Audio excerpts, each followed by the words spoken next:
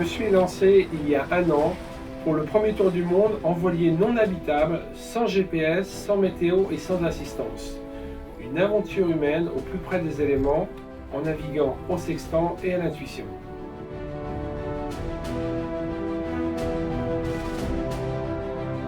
À l'assaut de l'Atlantique, 5000 km, une jolie météo qui nous attend. Le bonhomme est en forme et j'ai la niaque. Ça a l'air très méchant là, ce qui est devant.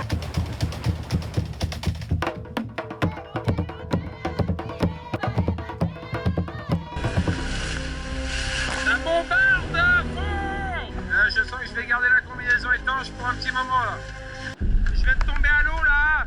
Le bateau a enfourné sauvagement. Je suis tombé au pied de mât là, dans l'eau. Oh putain, mon bateau, fais chier. Putain, je me suis échoué comme un con. Je me suis endormi 5 minutes.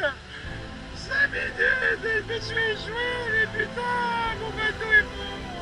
Oh là là, mais j'ai traversé tous les océans et là je suis là comme un con sur un caillou.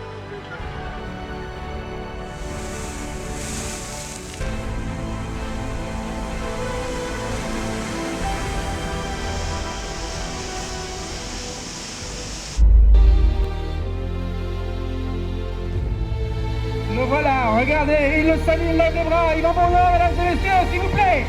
Ça va. On va bien faire, là.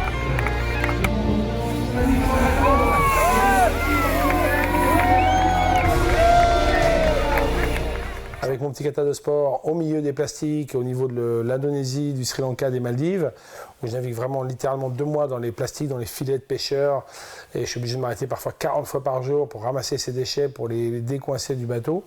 Bah, là, ça me met un électrochoc parce qu'en fait, 35 ans plus tôt, j'ai 10 ans, je suis avec mes parents, et là, on fait un tour du monde en famille.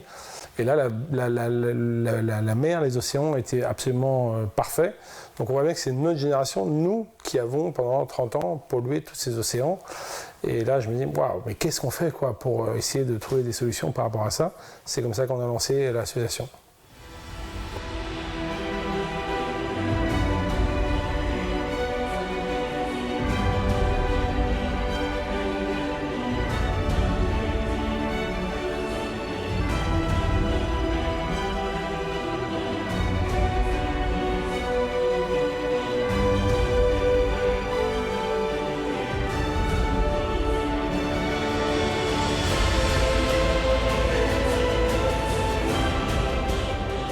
L'activité, The Sea Cleaner a sérieusement grandi, puisqu'aujourd'hui ça compte à peu près de 25 personnes.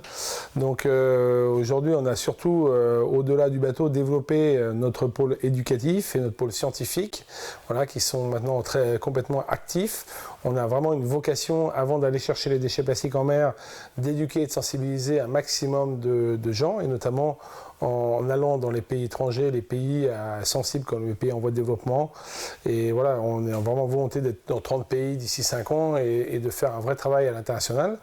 Et puis on travaille aussi évidemment notre volet scientifique et notre volet économie circulaire avec la mise au point. On travaille avec les constructeurs de pyrolyse, puisque notre vocation c'est de proposer cette solution dans les pays en voie de développement aussi. Quand on se déplacera avec un bateau comme celui-ci, on pourra avoir des containers de pyrolyse à l'arrière et expliquer à quoi ça sert une pyrolyse. Ça sert à transformer la matière, le plastique non recyclable, en carburant, en énergie, et ainsi montrer qu'on a un double intérêt dans ces populations. La deuxième plus grande catastrophe écologique au monde, c'est le plastique sur les océans. C'est quand même 8 à 10 millions de tonnes qui est déversé chaque année dans les océans.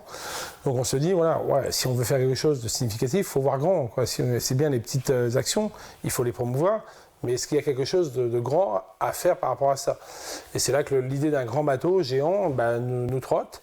Et au début, on se dit, ça va nous coûter super cher ce bateau, mais ça vaut peut-être le coup de faire des études, ça vaut peut-être le coup de se creuser la question, comment on peut collecter, quel système de collecte utiliser, quelle propulsion, combien de tonnes ça va ramasser par an ces bateaux-là.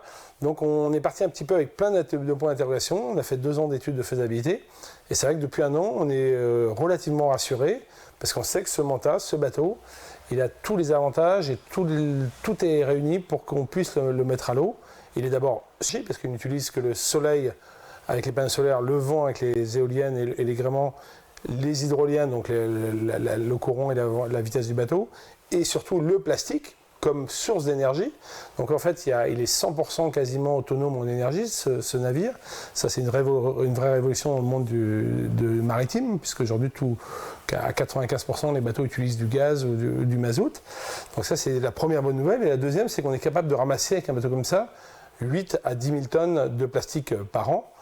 Et ça, c'est pas rien. Aujourd'hui, utiliser l'énergie renouvelable et être en mesure de ramasser, de récolter tous ces produits que nous relâchons dans les océans me fascine parce que votre projet est quelque chose qui, à mon avis, va marcher très bien. Une chose, c'est qu'aujourd'hui, en fait, à la fois, on était sur un projet très simple, on n'a rien inventé d'extraordinaire, et en même temps, on est très visionnaire parce que, en fait, les gens, les grands de ce monde et les politiques et les décisionnaires ne sont pas habilités, en tout cas, à penser qu'il faut aller collecter les déchets en mer.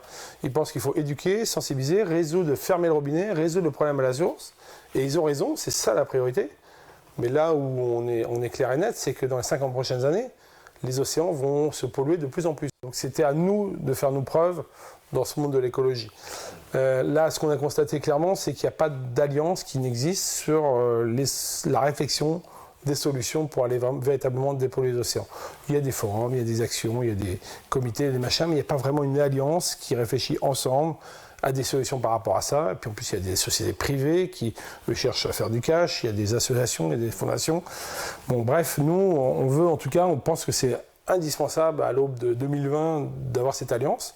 Donc si elle ne se fait pas, nous, on sera en tout cas moteur pour la créer et pour la générer, pour mettre autour de la table l'ONU, les institutionnels, des initiatives comme nous, pourquoi pas des privés, et mettre tous ces beaux mondes autour de la table et effectivement mutualiser des choses.